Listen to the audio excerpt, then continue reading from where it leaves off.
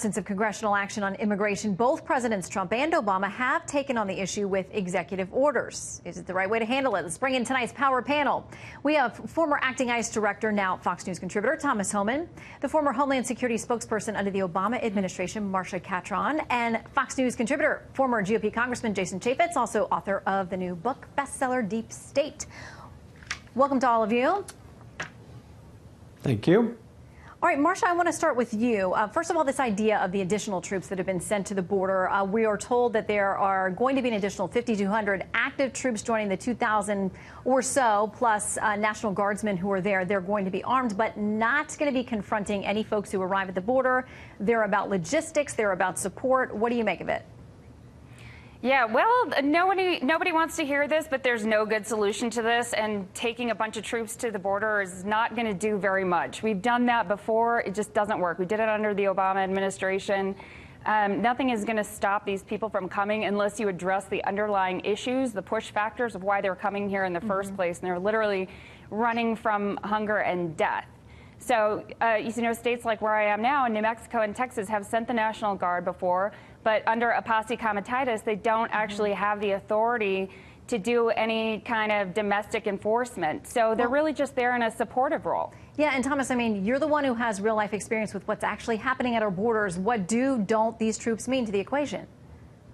Look, I think the troops are going to support the Border Patrol, right? The Border Patrol has a lot of assets tied up in logistics, moving food, moving medical supplies, moving personnel from one sector to another. This is where the armed forces can take those jobs, and that's going to release the men and women from the Border Patrol to stand that front line and defend this nation. I think it's a good idea that the military's down there. I think they're going to be very useful to the Border Patrol.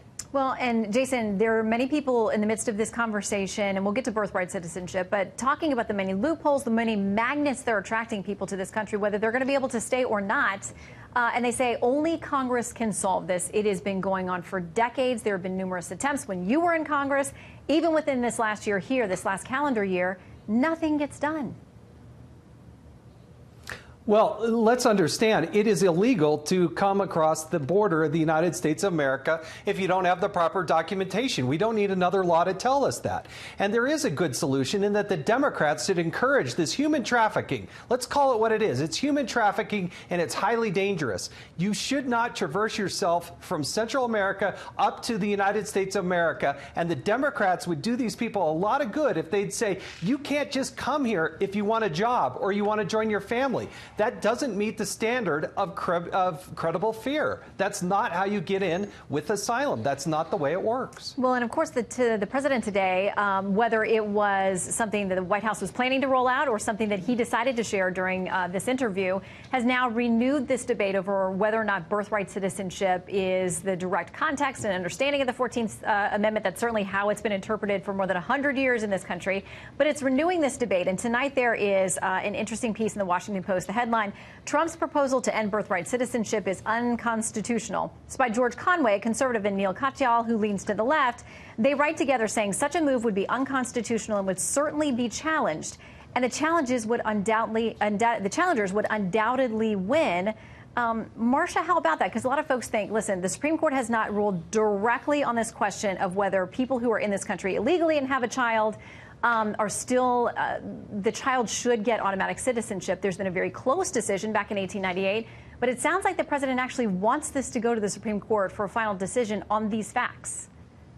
Right. And look, treating our Constitution should not be treated like an Etch-a-Sketch. You can't just erase something and then, through executive order and then go back. Because the next president after this will be able to go back and change it. And that just sets a really dangerous precedent. That creates a lot of chaos. That means, if President Trump happens to reverse citizen birthright now, then the next president can just reverse it back. And that's ping-ponging our Constitution. That doesn't make any sense. And then it could lead to what if the next president is highly liberal and wants to repeal the Second Amendment? I just think it creates a chaos and a dangerous precedent. All right.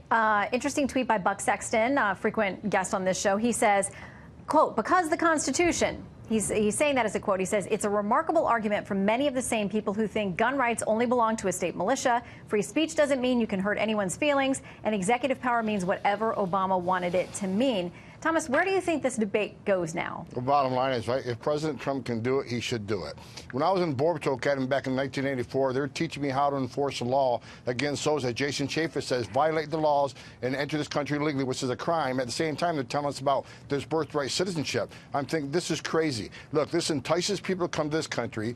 It encourages people to come to this country. I've been doing this job for a long time, and people that enter this country legally, they hide out long enough. They have several U.S. citizen kids. Then the Democrats will say, well, ICE, why'd you arrest this guy for 8 years, has 2 U.S. citizen kids? Well, look, he chose to have these U.S. citizen kids, knowing he was here illegally, knowing he was ordered removed by an immigration judge. This just, look, it entices people, and it's just not about enforcing law. People are going to die, come to this country, because as Jason Chaffetz said, the Democrats talk about abolishing ICE. They talk about sanctuary cities. They talk about, you know, all these issues that entice people to come to this country.